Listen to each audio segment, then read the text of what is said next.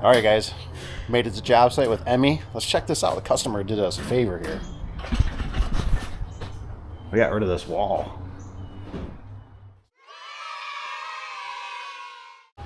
Oh, got the TorgueMaster.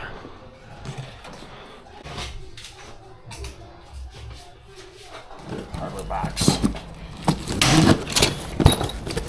Oh. Look at that. Look at that. All the stuff.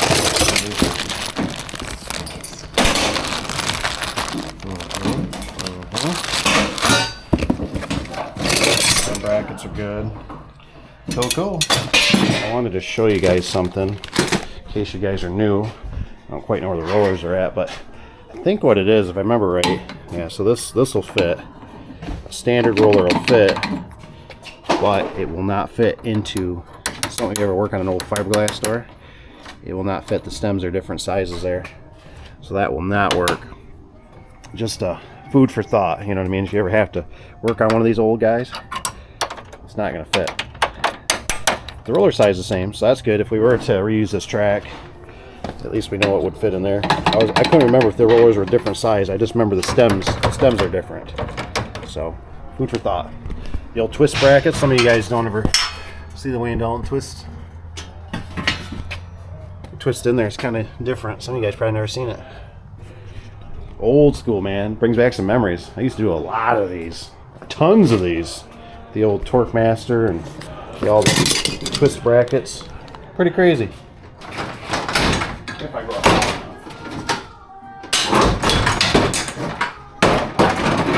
This one does not want to pop. There we go. That's how you take out the bottom section.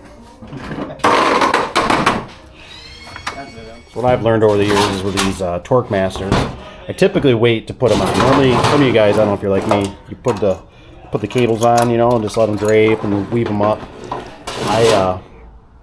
I wait because these things get in my way, and the one thing you don't want to ever do is ever take that out of that, because you will have one heck of a time trying to feed that back in there. So you never pull that cable out of that drum.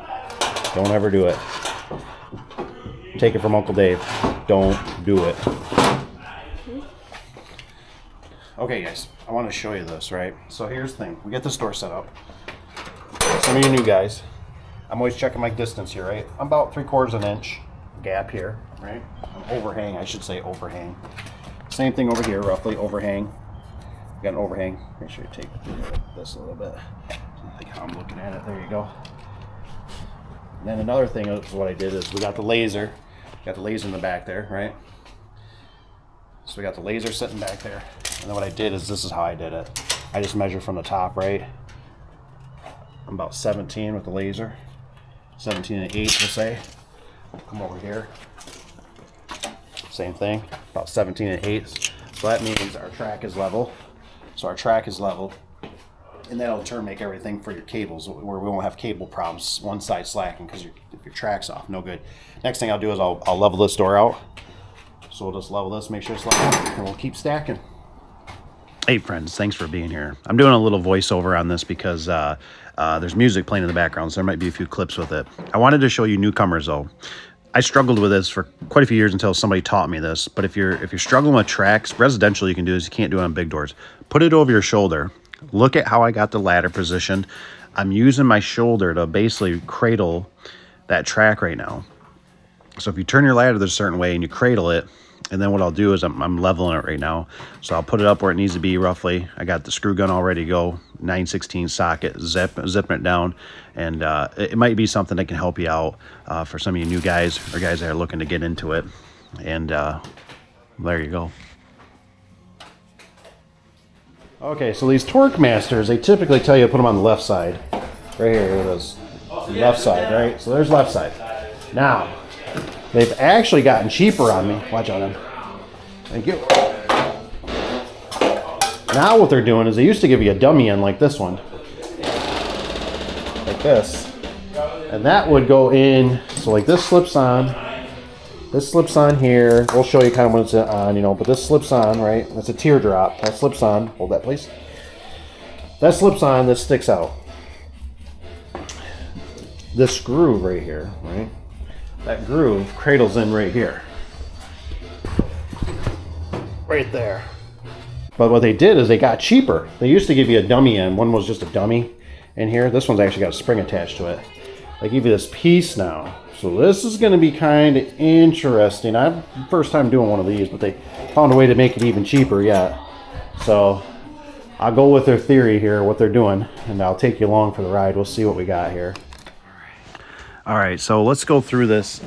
So what we got here, you know, we got our drums for the TorgueMaster, and I get the cables. See, I like having the door already kind of stacked, and then I kind of do this last. The reason I do it is I've struggled over the years with the spring setup not being, you know, with the tracks placement and something's a little wider, a 1/4 inch here and that. So I've just found it easier to kind of wait till everything's up and then get everything tuned in, because there is give in here on these drums and stuff. But right now there's a burr on here, a nasty burr machine. I don't even think I've ever seen a burr on it this bad before.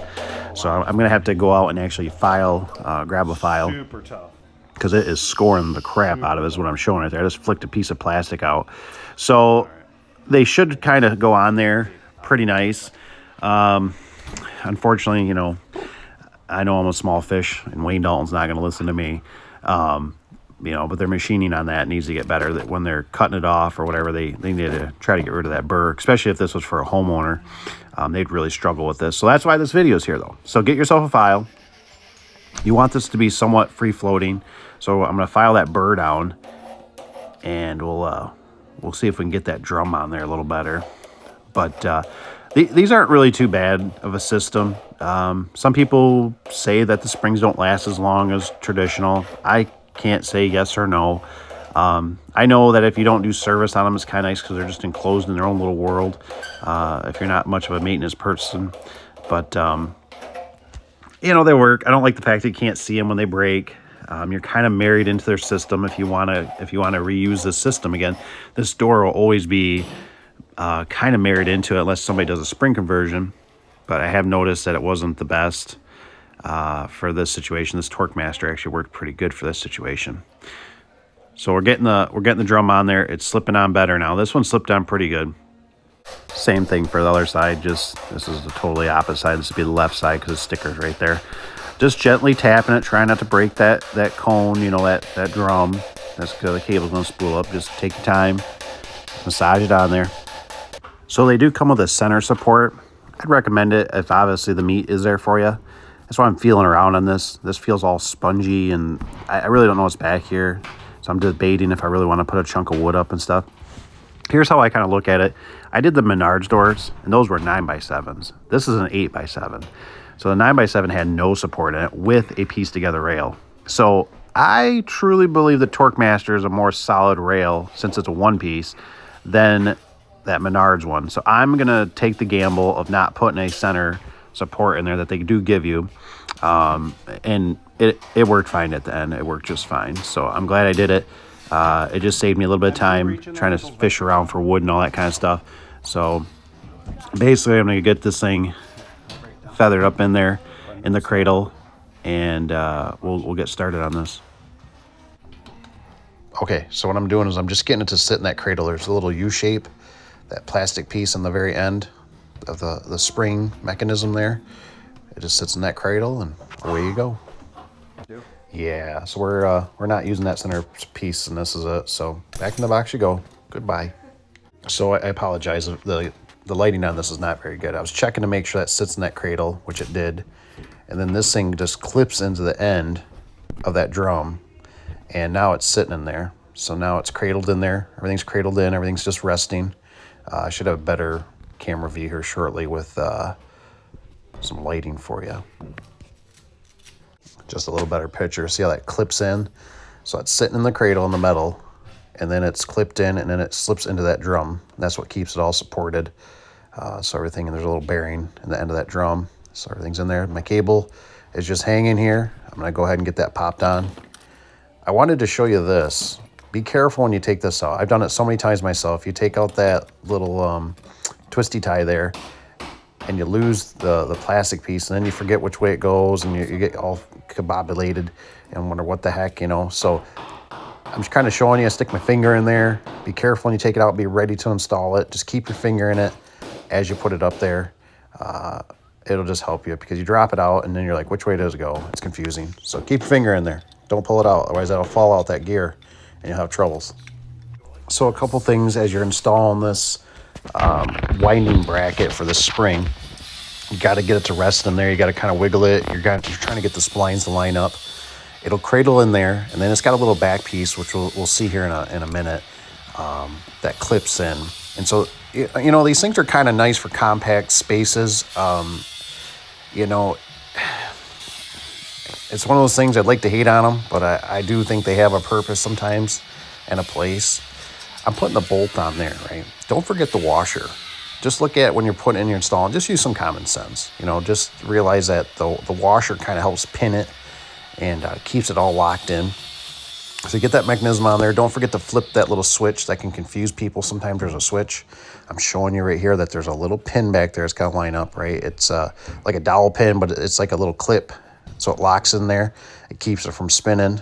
And I put my bolt in there as well to keep that sandwich. That's why I'm touching the bolt right there. And that keeps it all locked in. Here's a picture of the other side with that dummy piece in. I'm just showing, put the bolt in. Don't forget the bolt. I'm going to actually put a screw in that top one, probably. I believe I'm going to burn a hole in it and then run a lag. There we go. Throwing a lag into it so it keeps everything nice and just stabilized without splitting the board. It's important. You know, if you got to pre-drill it, do whatever you got to do. Just don't split the board. We're going to try. Okay, so what I like to do is I like to put a pair of vice grips on there. And what I'm trying to do is I'm just getting everything orientated into the direction I want. So there's that flathead. There's a little screw right there. It's black. It's a flathead. I got to loosen it up. I'm going to pull the slack out of the cable. I'm going to do this on both sides. I'm going to get everything, make sure you double check, make sure everything's clear in the track. You're not hung up on a slide lock or a flag bracket or on the wrong side of the roller. That's a very common thing. Just take the time to look down it, sight down it, get a flashlight. We're going to cut the axis off here shortly. I'm always a little goofy, always stressed, always thinking of worst case scenario. So I leave a little more cable on there that's really necessary. You should be able just to cut it and loop it in and it's all right. But I like leaving a little extra. And then what I do is take electrical tape and I electrical tape it too, just to help keep it in there. It also keeps it from flopping and hitting something, making weird sounds. What it looks like looped in. Get yourself a 5/8 ratchet wrench, works really good. You just put it on the side, give her some cranks, it'll start winding up. I always like to grab the door a little bit sometimes and move it. Once I start getting up, I had problems with these blowing up sometimes, not always. I think I just had a faulty one. But sometimes I'll bring the door up halfway and keep winding it. Stuff feels like it's binding up just to relieve it. But you just keep cranking on her until you start feeling the door balance out. Just use some common sense. Be careful. So the door's not fully wound up yet, but it's coming to life. So I don't really need these vice grips anymore. It's not going to go backwards on me and drop my cables out. It's got tension on it now. So the customer was nice enough to get some weather seal. This is from Home Depot, man. I didn't even know they made it this thin. I've never seen weather seal so thin in my life. So don't buy this.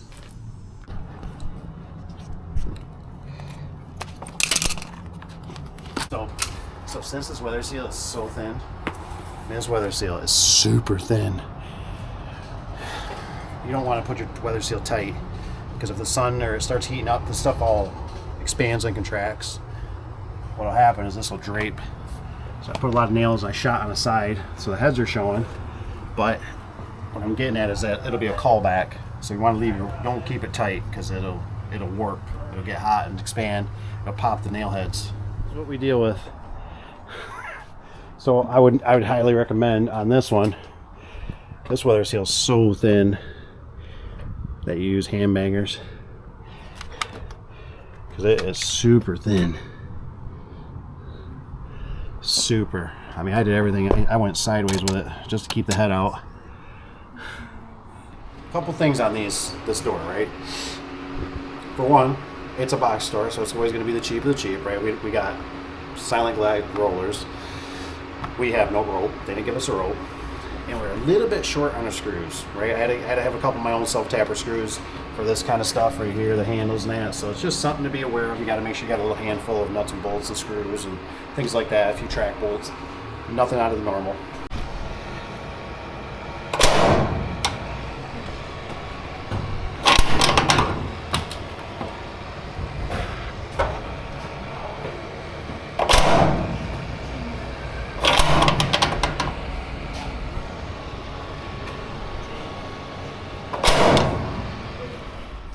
We don't have to take care of the garbage. Dumpster's full, so it looks like they're just throwing everything back here, so that's nice. There's a death trap. Otherwise, it's looking good. Got 2 screws, no backing, so we didn't have an angle. Gotta remember having an angle if you need an angle. I was able to reuse this. It works. We cleared the man door. That one, if you go out too fast, it could be a problem, but luckily you got to step down. So, not too bad. This job actually worked really good with the TorgueMaster. The TorgueMaster actually really, I think, saved us. Since now we don't have to have a center brace.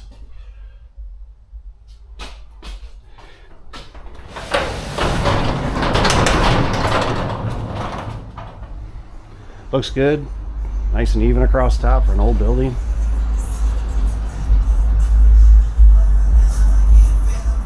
We